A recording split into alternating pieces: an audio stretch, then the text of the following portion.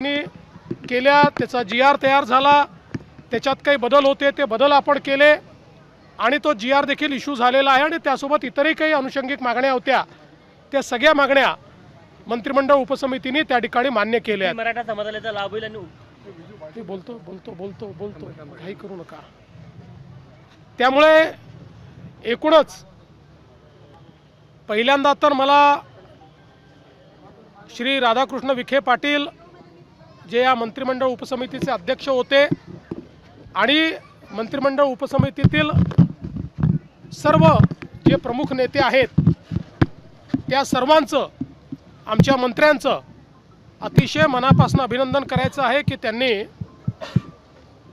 सातत्याने बसून एकेका गोष्टीचा अभ्यास करून मोठ्या प्रमाणात चर्चा करून त्या ठिकाणी हा मार्ग काढलेला आहे. आणि आता हा मार्ग निघाल्यामुळे मुळातच जे मराठवाड्यात राहणारे आमचे मराठा समाजाचे लोक आहेत यांचा कधी काळी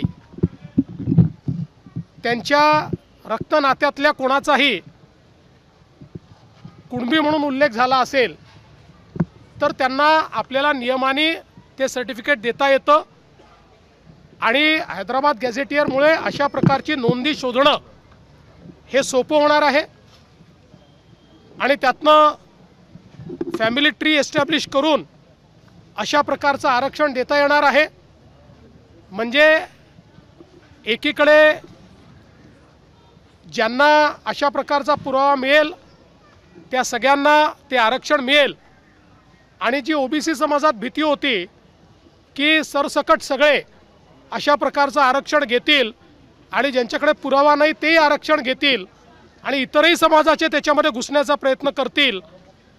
तर तशा प्रकारे आता या ठिकाणी होणार नाही. ज्यांचा खरा क्लेम आहे पण कागदपत्रांच्या अभावी त्यांना तो क्लेम मिळत नव्हता अशा मराठा समाजाच्या लोकांना आता याचा फायदा मिळणार आहे. त्यामुळे मला असं वाटतं की एक मराठा समाजाकरता अतिशय चांगला निर्णय आणि विशेषतः हा सगळा प्रश्न सर्वाधिक मराठवाड्यामध्ये होता, कारण मराठवाड्यात रेकॉर्ड्स नाही आहेत आणि म्हणून मराठवाड्याकरता हा प्रश्न अत्यंत महत्त्वाचा होता आणि मराठवाड्यातनं इतरही भागांमध्ये राहायला गेलेले जे लोक आहेत त्यांच्याकरता